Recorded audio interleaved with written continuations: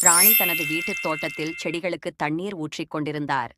அப்போது அவருடைய காதிலிருந்த விலை உயர்ந்த வைரக் கம்மலின் திருகாணி கழன்று அதிலிருந்த ஒரு சிறிய வைரக்கல் கீழே விழுந்தது. ராணி அதை கவனிக்கவில்லை. அங்கு விளையாடிக் கொண்டிருந்த அவருடைய சிறிய மகன் பாலு அந்த பளபளக்கும் கல்லை பார்த்தான்.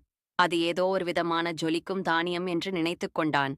அவன் அதை எடுத்துச் சென்று அவர்கள் வீட்டில் ஆசையாக வளர்த்து வந்த பட்டு என்ற சிவப்பு நிறக் கோழிக்கு தீனியாக போட்டான். அந்த கோழியும் அதை உடனே கொத்தித் தின்றுவிட்டது. சிறிது நேரம் கழித்து காதில் கல்லில்லாததைக் கண்ட ராணி பதறிப்போனார்.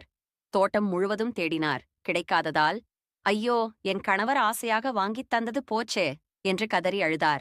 மாதங்கள் கடந்தன. ஒரு பண்டிகை நாள் வந்தது. வீட்டில் அசைவ விருந்து சமைக்க முடிவு செய்தனர். நம்முடைய பட்டுக்கோழி இப்போது நன்றாக வளர்ந்து விட்டது. இன்று அதையே சமைத்து விடலாம் என்று ராணி சோகத்துடன் முடிவெடுத்தார். ராணி அந்த கோழியை பிடித்து அறுப்பதற்காக தயாரானார். அப்போது பயந்து போன அந்த கோழி பலமாக இறக்கைகளை அடித்துக்கொண்டு விசித்திரமாக கத்தியபடி எதையோ துப்பியது. தரையில் விழுந்த அந்த பொருள் சூரிய ஒளியில் பளபளவென மின்னியது. ராணி குனிந்து பார்த்தபோது அது அவர் தொலைத்த அதே வைரக்கல். ராணிக்கு சந்தோஷம் தாங்க முடியவில்லை. என் வைரம் கிடைத்துவிட்டது என்று துள்ளிக் குதித்தார். ஆனால் அடுத்த நொடியே அவர் அந்த கோழியை பார்த்தார். அது பயத்தில் மூலையில் நடுங்கிக் கொண்டிருந்தது. ராணியின் மகிழ்ச்சி மறைந்தது.